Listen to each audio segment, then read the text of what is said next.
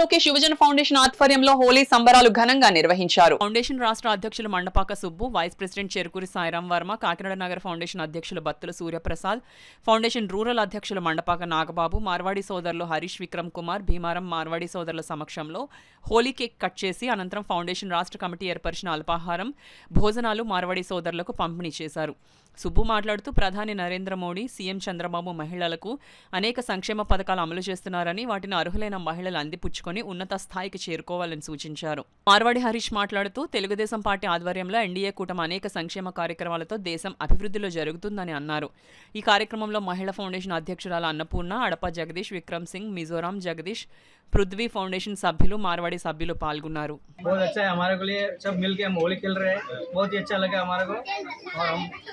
सब टीडीपी को और बीजेपी को और पवन कल्याण हैप्पी होली का రోజు దేశ ప్రజలందరికీ హోలీ శుభాకాంక్షలు.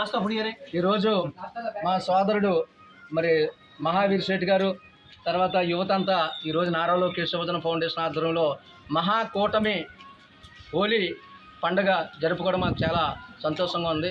మరి ఎక్కడో రాజస్థాన్ నుంచి వచ్చి ఇక్కడ వ్యాపారాలు చేసుకుని మరి వాళ్ళ పండుగని ఈ ఆంధ్రులతో కలిసి మరి చేసుకోవడం చాలా గర్వకారణం ఉంది.